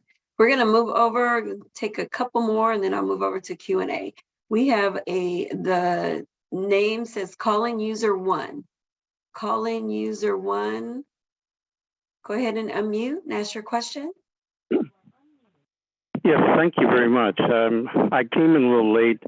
I was trying to ask a question in regards to, I heard rumors that the DTSC has a method of checking the pollution, like in this particular case, lead and other contaminants, that they have some kind of device called an XRF that's able to check and then determine where the origin of pollution comes from. If they have that, have they used that method? And also, in regards to the pollution in our community, when they say they clean up the area or the properties that are contaminated, how far do they go down in removing the soil and the contamination in the soil? Because this facility had been polluting our neighborhood for many tens of decades to pollute. How far does that pollution go down, and how far do they actually clean it? Okay. Thank you so much. Appreciate your question. And Mehdi is going to respond to you. Yeah, so there are two components to the question. The first is XRF. Yeah, we have used the XRF for the residential, but we're relying more now on samples we send to the lab. There is a better quality of samples when you send the samples directly to the lab for analysis. As for the depth of excavation, I kind of explained earlier that the next step would be to initiate an investigation. Once we have finalized the 3-segment 1, 2, 3, which is what Roberto Puga has presented, our job in the future is to remove the foundation, have access to the soil beneath it, do an investigation, and only then can we decide about the depth of excavation and the method of remediation. So as part of the RCRA process, we have to follow that process. It's highly regulated. We will make sure that we select the remedy that's appropriate for that site and for that contaminant. Thank you so much. All of that Mehdi. will be done publicly, so we can share that information publicly. Thank you. Rogelio, I'm going to go ahead and unmute your line. Rogelio, go ahead and ask your question.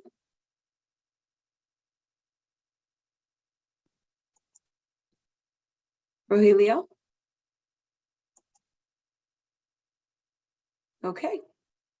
I don't see that. Oh, hold on.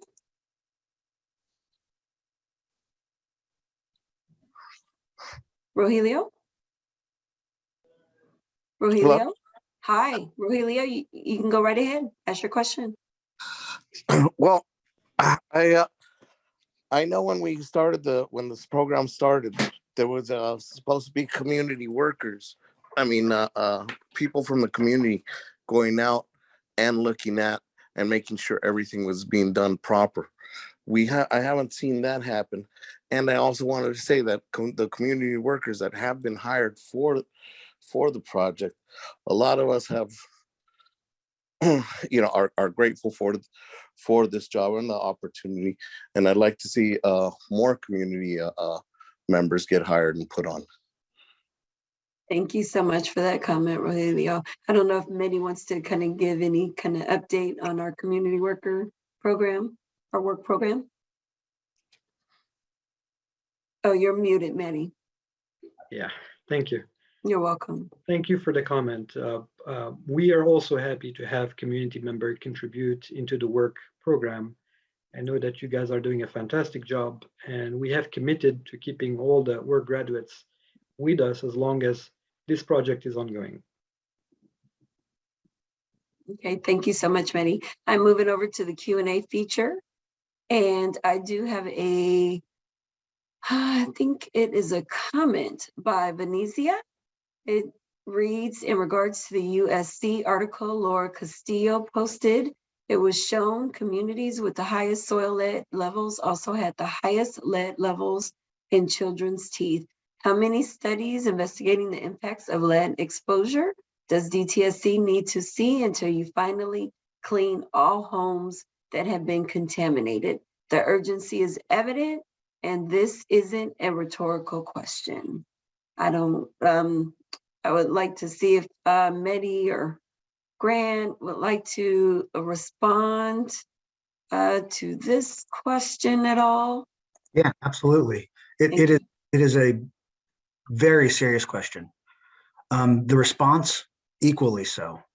We are in the community today using resources that have been provided to clean up every home that we can get to clean up every parcel we can get to. We're there using the people who we've hired, the money that we've been provided, in conjunction with community workers too, to get parcels cleaned up. That's our commitment. That's our mission. That's what we're doing.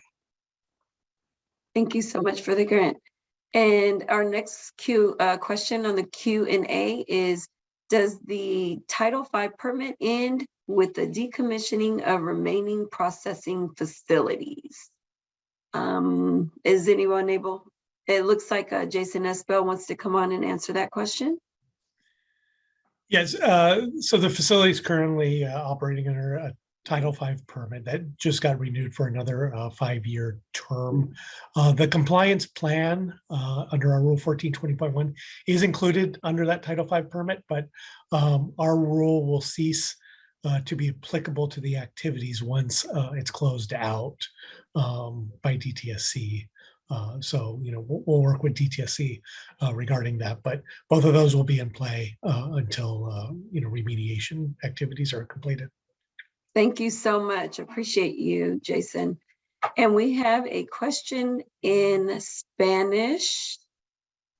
And I'm going to ask, yes, that would be awesome. Thank you so much.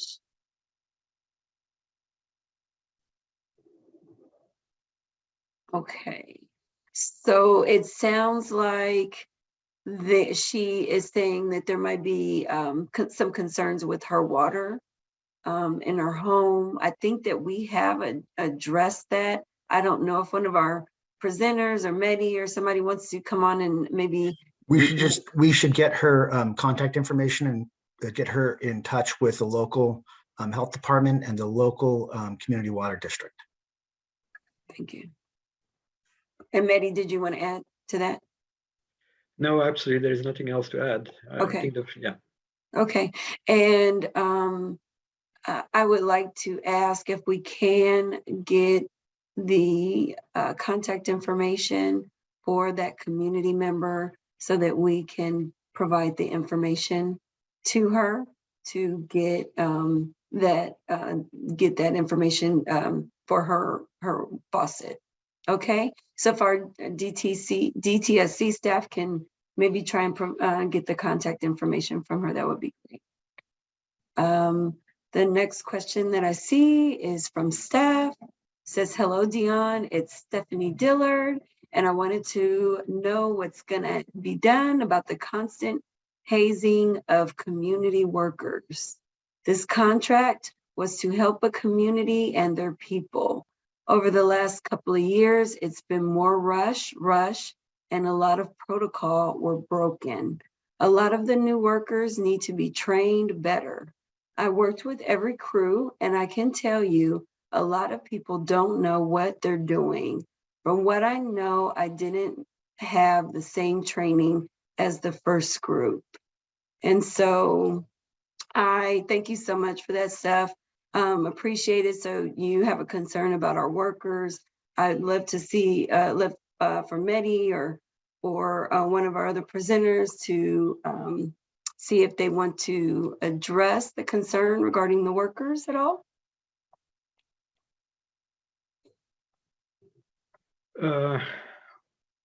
She has a concern about the workers on site and training. And I guess her concern is there continued training for the site workers? We are actually visiting the sites quite regularly to see if there is any need for training or anything else. We have doubled efforts. Our field ops group has doubled efforts to check what's going on site. So if there's anything we hear, I'd be happy to check on it right away. Okay. Thank you so much, Medi.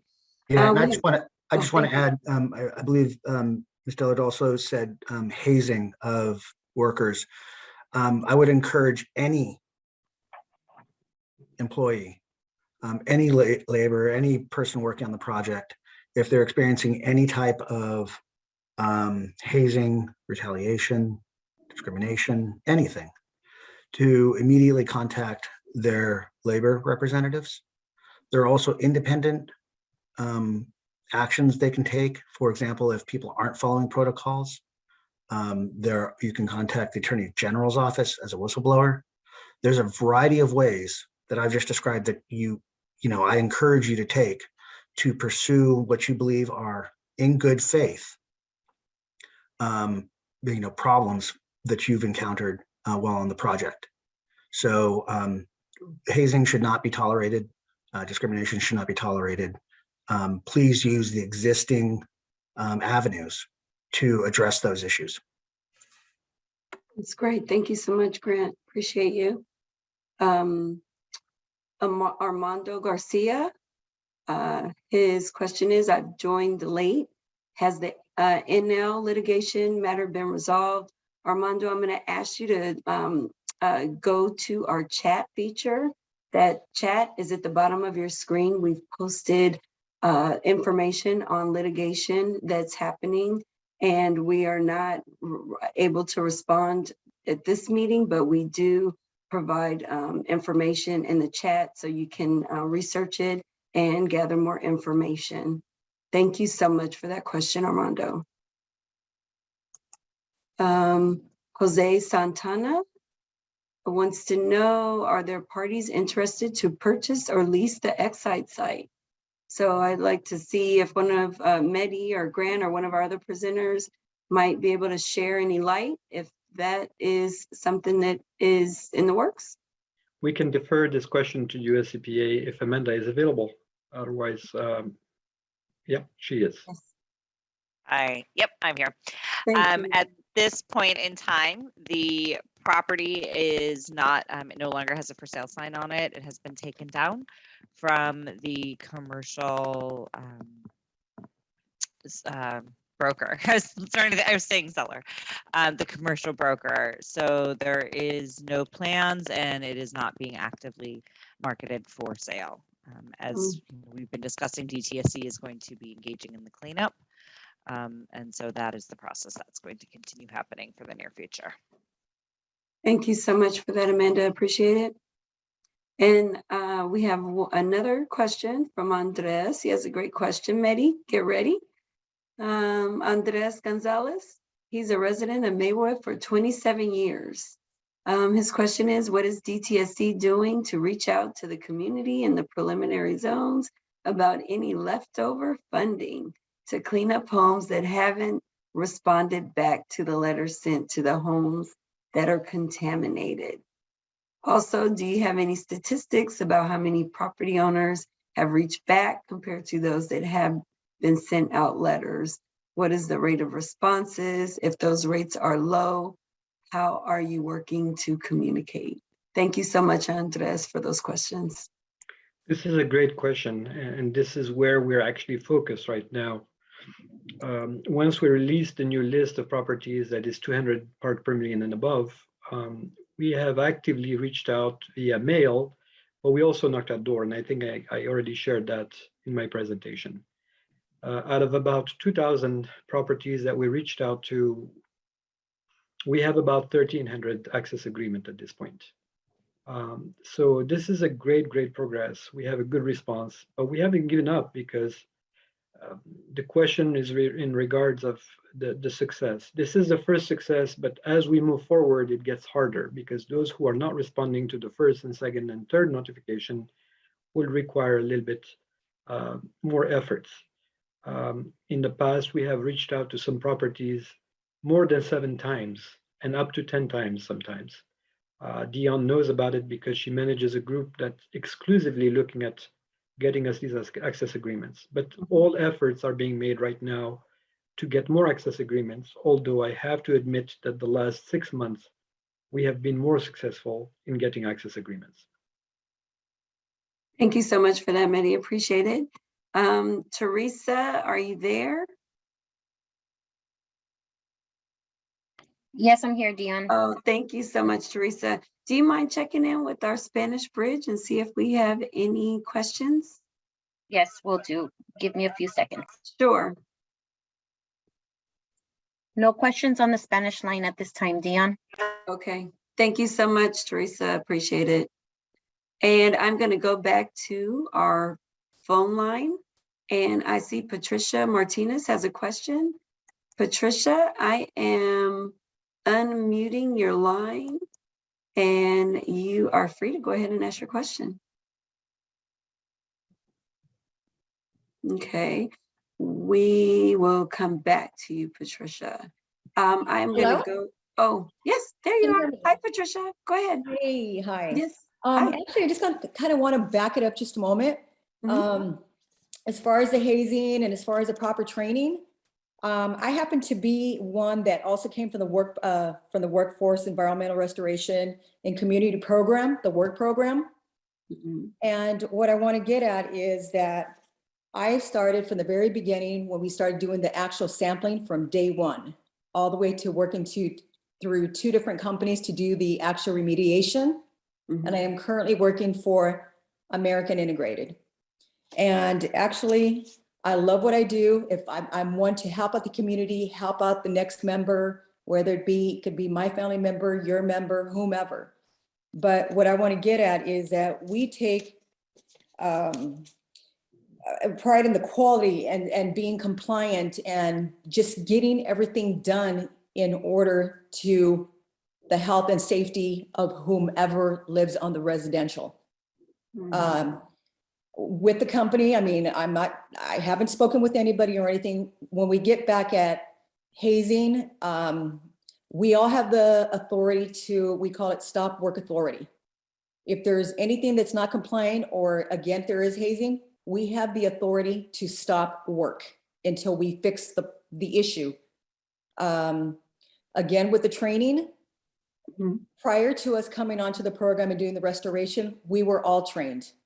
So coming into the field of doing the restoration part, at that point, we should already have an idea as to how to, do the proper protocol, how to work, what have you. But if for some reason, if we're not, or if we think we need help learning or figuring out how to do something, I'd be number one to take initiative with the company, American Integrated, to anybody that comes onto any property, any site to do the actual remediation and cleanup, take responsibility to train that person.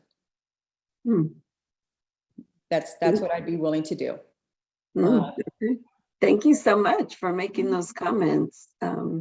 We appreciate you, and hopefully the other attendee is listening and here's your comment. So that's important to know that there are people there that do like working on this project. And Grant, he wants to add in a little something as well. Go ahead, Grant. Yeah, Patricia, I'd just like to thank you for your comments tonight, and let you know too that Mehdi and I are working to set up just discussions with people, contractors, labor, et cetera. And this is really about enhancing the work that we do, promoting better communication, the things that kind of, are at the crux of what you were talking about, respecting the job that you do for the community and wanting to do it better. And if you're interested in participating, please reach out to us. We'd be more than happy to also include, many voices in the discussions that we're going to have. That's great. Thank you so much, Grant. Appreciate it. I am going to go to caller again.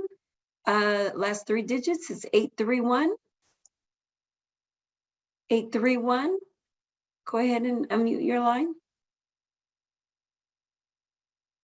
Hello, can you hear me? I hear you. Go right ahead. Okay. Good evening, folks, and good evening, Grant. I don't know what went wrong the last couple of times. I called in and I haven't been able to talk. And it's a sad example of the issue that we're dealing with the DTSC, one of no trust and no transparency. It's a shame that, we're having it this way still when we can actually have meetings in face now in a safe manner. And then when you call in, they don't answer your phone call and stuff like that. So it's kind of like really, really hard. Okay, we were talking earlier before the last speakers, we were talking about a speedy cleanup. It's all for naught if you don't clean it up right.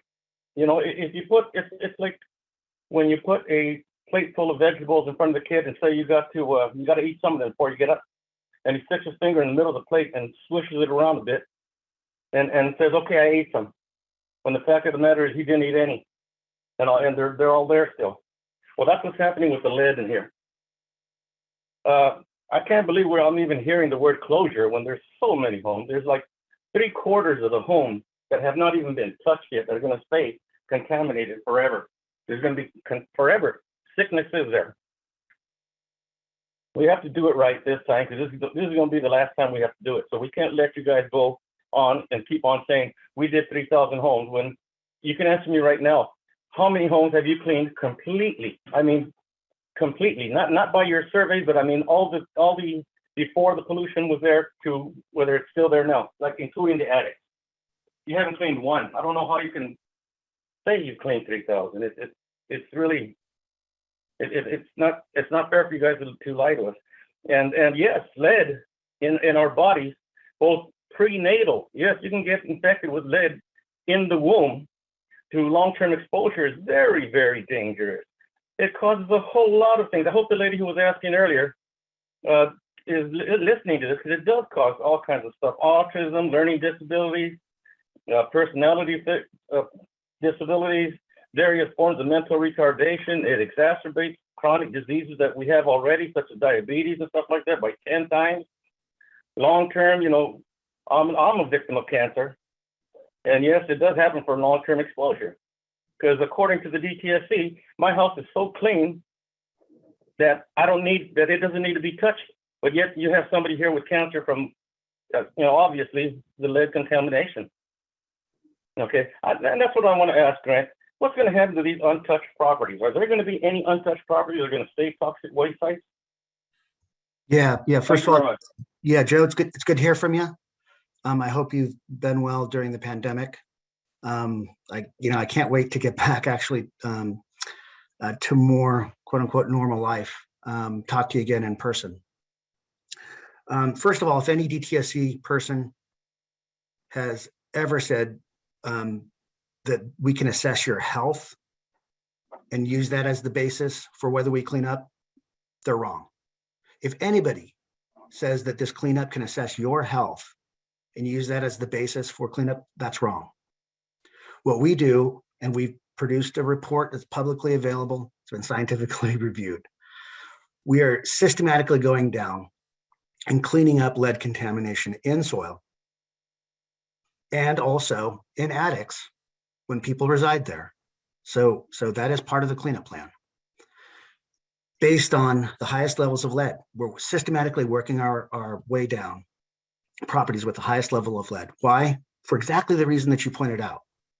Because lead is a significant threat to everybody, but especially to children. We have cleaned up more than 3,000 parcels, and we will clean up thousands more. We will do that because that is our mission, because the legislature and the administration have tasked us to do that. And if they provide additional funds, we will continue to clean up properties in order to protect public health. Thank you so much for that, Grant. Appreciate it. I am getting repeat questions. I do see one new one. I want to know why the option on Appendix G for restoration and landscape, there is an alternative to use California native plants, but when we ask, we say that is not an option. And so I'm not too clear what the question is. This is Jocelyn Lopez, but we are happy to work with you offline and see if there's a way that we can answer your question and get it resolved and provide that information to you. I'm going to ask one of my DTSC team members to repost our hotline number, and feel free to connect with our hotline. I'm happy to have them connect directly to me and my team, and we will get that information to you. I think that is it. I see a lot of repeat questions. Let's see. I'm gonna go, and it is 8:03, so I'm just gonna take 2 more questions, and then we're gonna go ahead and end because I want to be respectful of everyone's time. And I see, okay, Jocelyn Lopez, she's come onto the phone. Okay, Jocelyn, do you want to go ahead and ask your question? Yes. So my Okay, question, I'm sorry. I had a hard time understanding, but we would get you the information, but go ahead and ask. Yeah, so I was reading the report, the full report that you had on the DTSC website, and on the Appendix G section, which is a separate section from the whole report, it mentions that there is an option for California native plants to be part of the restoration when instead of just like grass, mulch, or gravel. But when I call, it's really hard to get a hold of people who are like the supervisors from the people that work there, right? So it's like, I believe the only girl that I've been able to contact is Zania. But whenever I ask her if there's like a manager or if there's someone above her that I can speak to that can give me this information in writing, there's like, they're really busy or they can't get, I can't get a hold of them, right? So my question for all of this is like, one, why does it take so long? Two, why is the information posted in the website? But when we ask for it, there's not a quick response. And, you know, I am kind of frustrated, and I hear it on the voice of the last person that was talking, because I get it. I mean, this funds are available for this to be clean, but it affects our daily life. Like, we cannot go outside and like have our kids play in our yard or do any of this stuff because we're like literally waiting for them to fix it.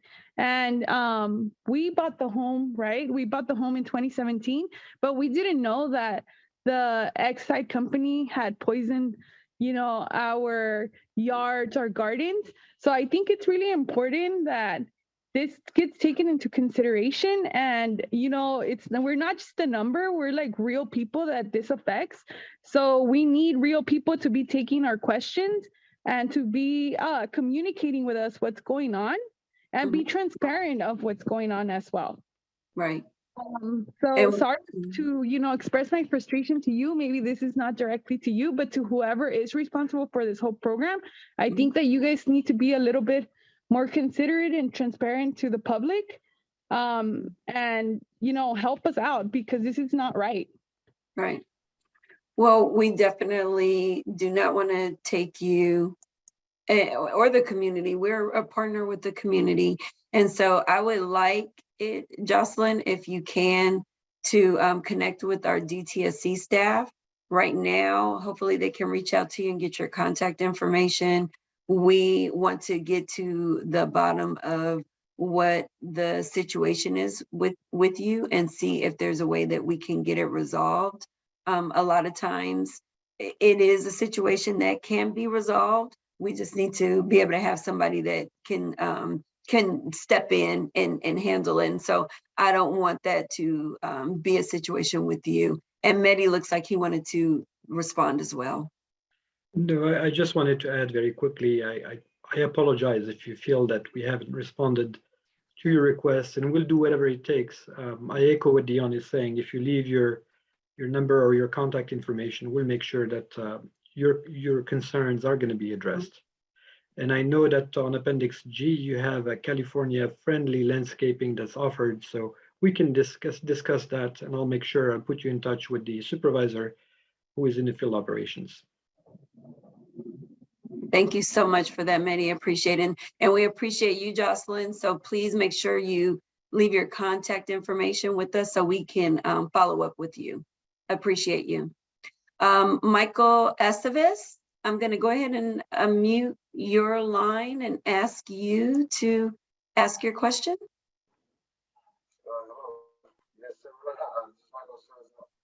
Michael, are you there?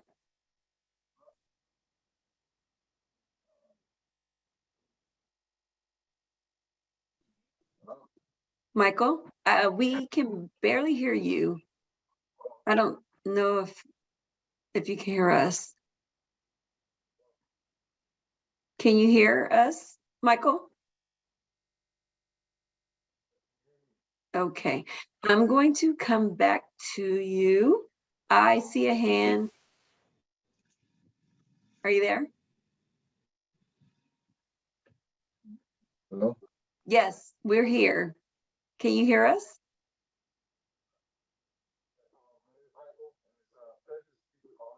No, oh, I can't hear you.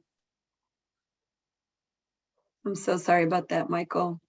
Maybe if you want to go ahead and post your question or comment in the chat, we can respond to you after this meeting. We can get back to you. I do see DH is calling in. DH, please go ahead and unmute your line and ask your question.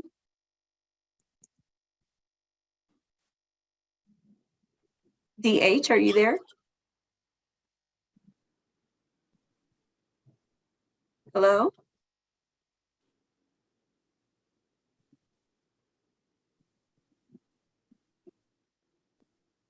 Okay. All right. Let's see. I see. Okay. Rafael Yanez has another question. Hi, thank you. Hi. Hi, Just- Rafael. Go ahead and ask your just second to- question. Yeah, just to recap real quick. So I may have missed it in the presentation, and I apologize if I did. So the DTSC will now start to go block by block in the new phasing, I guess, that, if you will. And so I just want to make sure that everybody understands that, now would be the time, if you haven't been signed up or anything else like that, and you see work on the block, they're trying to coordinate a block by block rollout of the cleanup effort in order to be more efficient. Also, I wanted to address the trust issue. So as a community member, as well as a member of LA Sands EJ team, my concern has been the public trust that's always hanging by a thread. And when we have issues, for instance, right across the street with the rendering plant and the constant pollution of odors and all that, so much so that we have to have now special meetings in order to really discuss this. And yet it just seems like there's little to no enforcement action. It's the trust factor that really plays into this. Also, I'll table this for a future discussion. My hope is that, upon completion of this phase of the cleanup process, and as DTSC gets into more investigations of the soil below, I'm really hopeful that the US EPA will turn this site into a Superfund site and open up federal dollars in order to really clean this place up, because that's what's needed. We have a couple of other Superfund sites in the nearby communities of Southgate. We have a couple of those, and I would hope that this would become another Superfund site where we would get some proper cleanup. Thank you. Thank you so much for your comment, Rafael. Appreciate you. You will continue to hear more additional information as we move forward with our new cleanup plan of block by block as well. I would invite everyone on the call tonight to continue to check our DTSC website for updates and information on the Exite cleanup project. I'm going to go back to our Spanish bridge line one more time to Teresa and see if we have any last questions before we end the call.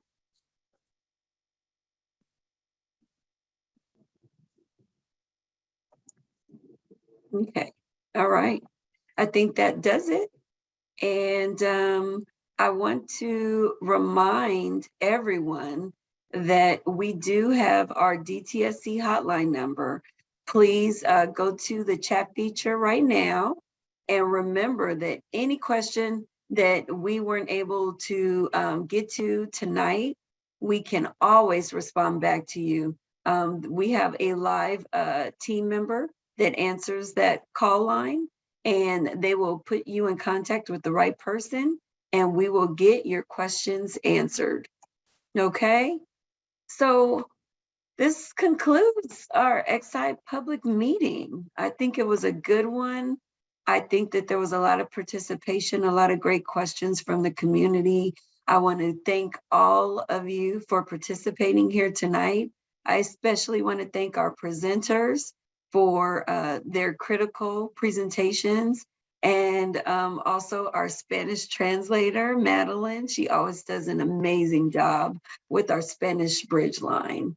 In addition, we want to make sure that you know that we will have continued information about upcoming public meetings as well by always checking our website. At this time, I want to ask our Department of Toxic Substances Control Director, Dr. Meredith Williams, to come forward and share her closing thoughts. Thank you very much. Thank you, Dion, for doing such a really masterful job, keeping us, keeping the conversation going, making sure that people had their opportunity. I know it's still a frustrating medium to do these meetings remotely, but we learn every time and strive to do better and better every time. Thank you to all the speakers. Thank you to our agency partners who showed up and helped us answer a number of questions. And thank you for the great questions tonight. We want to make sure that we're responsive, that we meet your needs as you navigate the process. We understand the cleanup process is complex, and our staff are really committed to being responsive. So I know you were getting personal emails and cell phones from our team, and I hope that you'll take advantage of those. There are a number of ways to reach out from us, and I'm going to end where I started, which is we can't do the cleanup without you. We actually need access agreements. We need. I loved that comment at the end that if you see a cleanups happening on your block, you jump on it, see if you can get your property cleaned up at the same time that the block is being done. We really have made that shift based on a lot of what we heard about the desire to take that approach, and in order to make it work, the more people we have lined up, the better off we're going to be. Thank you for your patience with us as we continue to again strive to get better and better. And we will look forward to the next time we have a chance to meet with you. Who knows if it'll be in person? We can all hope that that's the case. Have a good evening. Thank you so much, Dr. Williams. Appreciate you always. And I want to remind our participants here that we will leave this meeting open for a few minutes. We realize we put a lot of DTSC information and contact information and updates on our chat feature. And we want to allow you an opportunity to be able to go back through the chat and copy all of the information that's on there for future use. We appreciate you. We look forward to our next meeting, and feel free to reach out to us with any additional questions you have by contacting our hotline. With that, I want to say, wish you all a very good evening and have a good night. And thank you all for joining us. Goodbye.